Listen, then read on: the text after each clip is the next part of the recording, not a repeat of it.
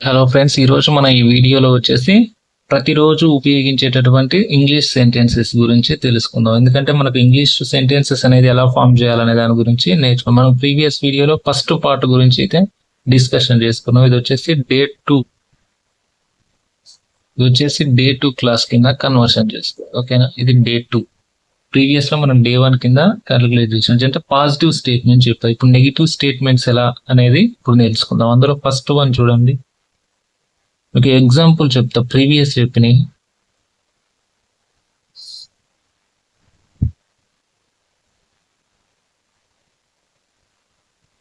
I do not apple. Sorry, I do not eat apple. I do not eat apple every day. ఇక్కడ మీకు ఏమర్థమైంది చూడండి. I do not eat apple every day అంటే నేను ప్రతిరోజు Apple తినను. ఈ డు నాట్ తీసేస్తే ఏమైంది మనకి? నేను ప్రతిరోజు యాపిల్ తింటాను. Positive statements and negative statements వచ్చాను చూడండి. ఐ అంటే నేను, ఈట్ అంటే తినడం, యాపిల్ అంటే యాపిల్, నేను యాపిల్ తినను. డు నాట్ అంటే తినను అని అర్థం. ఎవ్రీడే అంటే ప్రతిరోజు నేను యాపిల్ తినను. ఈ డు నాట్ తీసేస్తే నేను ప్రతిరోజు యాపిల్ తింటాను. అట్లా. అదే విధంగా ఇంకొకటి,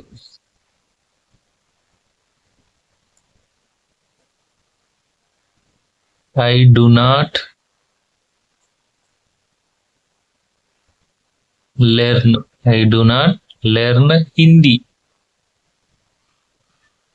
Hindi every day.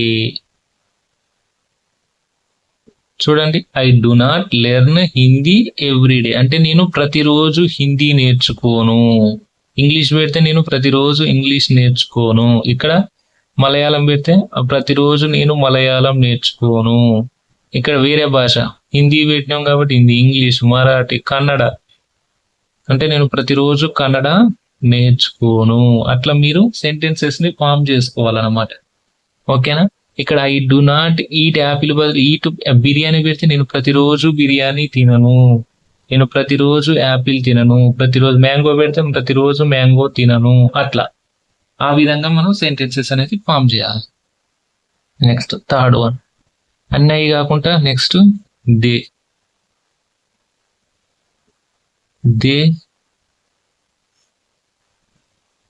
Do not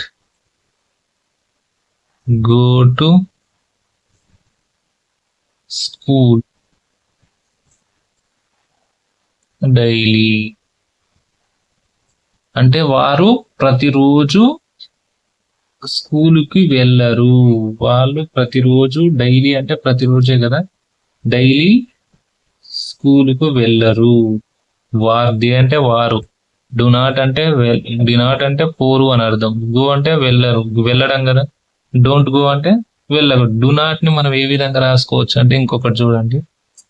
do not అని ప్రతిసారి రాయకుండా దీన్ని సింపుల్ గా ఏం చేస్తారంటే ఇట్లా అపాస్ట్రఫుల్ ఇచ్చేసి ఏంటి ఇట్లా పెడతారు అనమాట. డోంట్ అని రాసుకున్నా సరిపోద్ది. డోంట్. ఇదేంది, నేను ప్రతిరోజు యాపిల్ తినను, నేను ప్రతిరోజు హిందీ నేర్చుకోను, వారు ప్రతిరోజు కాలేజ్కి, స్కూల్కి వెళ్ళరు. స్కూల్ కాడ కాలేజ్ పెడితే కాలేజ్కి వెళ్ళరు, టెంపుల్ పెడితే టెంపుల్కి వెళ్ళరు, వాళ్ళు ప్రతిరోజు గుడికి వెళ్ళరు. అదే హాస్పిటల్ పెడితే వాళ్ళు ప్రతిరోజు హాస్పిటల్కి వెళ్ళరు. అట్లా నెగిటివ్ స్టేట్మెంట్ అనమాట. ఇది నెగిటివ్ స్టేట్మెంట్. అదే విధంగా ఈ షీట్ల గురించి చూద్దాం. షీ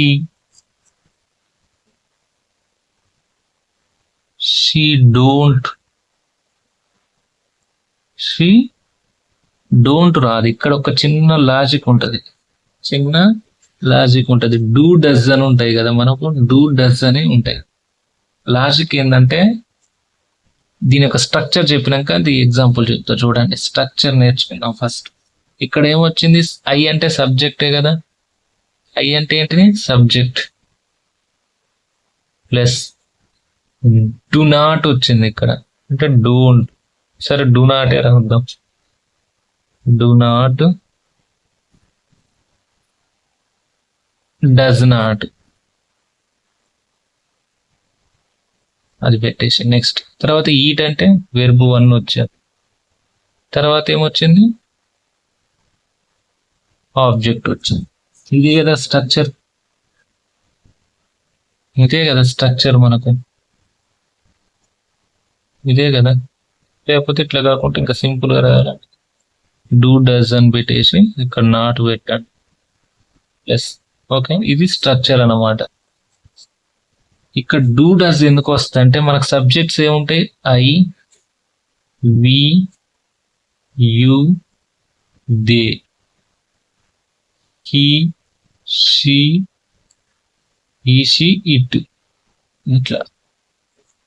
ఈ నాలుగిటికి ఏమో డూ నాట్ అని వస్తుంది, డూ నాట్. ఈ నాలుగిటికి ఏమో డస్ నాట్ వస్తుంది, డూ డస్లు అనేది ఇక్కడ వస్తాయి అన్నమాట, ఈ షీట్లు. ఓకేనా, ఇది స్ట్రక్చర్ అన్నమాట.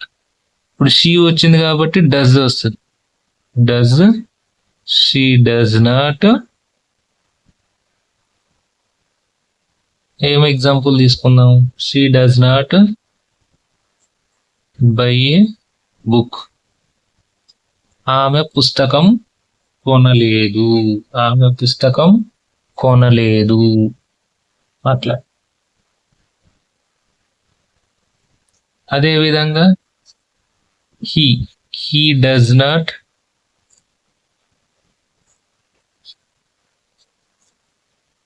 cook chicken every day.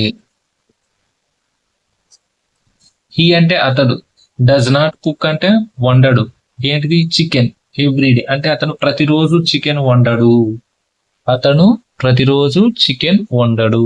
ఏదో అప్పుడప్పుడు అంటారు, ప్రతిరోజు అంటారు అమ్మ అంటారు చూసామా, అట్లా చికెన్ ప్రతిరోజు వండడు. ఇప్పుడు మీరు ఏం చేస్తారంటే ఇంకేమున్నాయి మనకు, బి ఉంది, యు ఉంది, దే వచ్చింది కదా, షీ, హీ, షీ వచ్చి, ఇట్ ఉంది. ఈ మూడిటితో పాటు ఇంకా కొన్ని ప్రాక్టీస్ చేసుకుంటే నాకు కామెంట్ చేయండి, కింద కామెంట్ చేసేయండి. ఓకేనా, ఇట్లా ఈ విధంగా మనకి ఇంగ్లీష్ నేర్చుకుంటే ఈజీగా ఉంటుంది. వీడియో నచ్చితే మీకు ఫస్ట్ సబ్స్క్రైబ్ చేయండి, తర్వాత లైక్ చేయండి, షేర్ కూడా చేయండి అవసరమైతే ఎవరికైనా ఉంటే. మీకు ఈ మొత్తం కంప్లీట్ స్పోకెన్ ఇంగ్లీష్ పీడిఎఫ్ కావాలనుకుంటే సబ్స్క్రైబ్ పక్కన, ఈ సబ్స్క్రైబ్ బటన్ ఉంది కదా మన ఛానల్ పక్కన, జాయిన్ అని ఉంటుంది, దాంట్లో మీరు జాయిన్ అయితే ఈ పీడిఎఫ్, స్పోకెన్ ఇంగ్లీష్ పీడిఎఫ్ అనేది నా మెయిల్ ఐడి ఉంటుంది, దానికి హాయ్ అని పంపండి, ఇమీడియట్ గా మీకు ఈ స్పోకెన్ ఇంగ్లీష్ పీడిఎఫ్ అనేది పంపించేస్తాం. మాకు జాయిన్ కాగానే చూపిస్తుంది, అట్లయితే మీకు పీడిఎఫ్ అనేది పంపిస్తాం. ఓకే, ఇలాంటి ఇన్ఫర్మేషన్ వీడియోస్ కోసం అయితే మా ఛానల్ని రెగ్యులర్ గా ఫాలో అవ్వండి. Thank you.